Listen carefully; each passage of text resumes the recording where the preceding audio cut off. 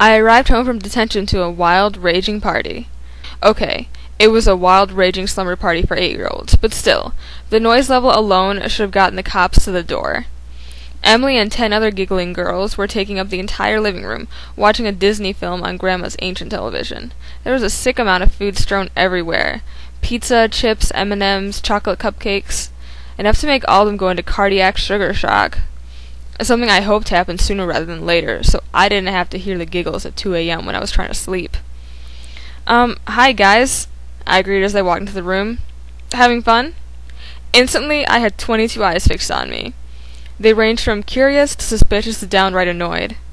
Emily paused the movie, jumped up from her seat, and marched straight over to me. She folded her skinny little arms across her chest and glared at me with her ice blue eyes. Mom said you would stay in your room and wouldn't disturb us, she informed me. Don't make me call her downstairs to remind you. Nice. After a long day at school and detention, I got to come home and get pushed around by an 8-year-old. Sure, Em, I retorted, refusing to let her get the best of me. But let's look at the house layout here for a moment. You see, I have to pass through this room to get to my room. I paused and added, I hope that my momentary presence doesn't screw up your Highness's evening too greatly. Emily scowled, looking as annoyed as if I had told her I was planning to plop down on the couch and spend the next 5 hours sharing stories about her thumb-sucking years with all her friends. Fine, make it quick, she said, storming back to her seat and grabbing the remote control. She pressed play and turned up the volume to a nearly deafening level. Unfortunately, the volume didn't drown out the giggles of the other party princesses, nor did it prevent me from hearing their whispers as I passed through the room, stepping over bowls of popcorn and bags of makeup. What's she doing here? Yeah, it's Friday night, way after school, and she's like old. Doesn't she have a date or something? Look at her. Who'd want to date her? Dracula? Ooh, what about Frankenstein? To be judged uncool by a bunch of kids who watch SpongeBob SquarePants on a daily basis. Not that they were far off the mark, though I wasn't sure at this point whether even Frankenstein's monster would consider me a worthy date. I paused at the other end of the room before heading upstairs. Have fun, I said in an overly sweet voice. And don't eat too much or you'll all grow enormously fat and have faces full of zits. The girls all screamed and gasped.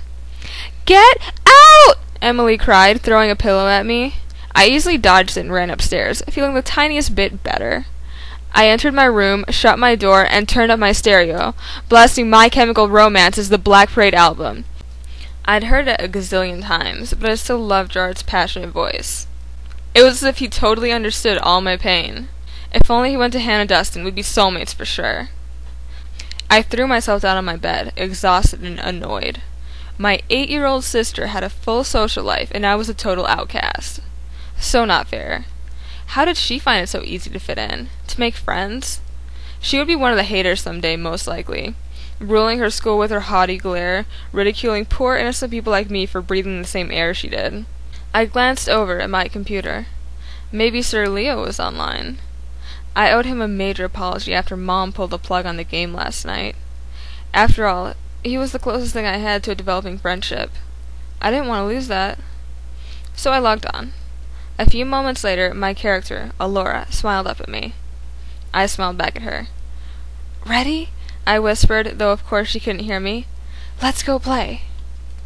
I realized my hands were trembling as I typed in Find Sir Leo. I tried to steady them, annoyed.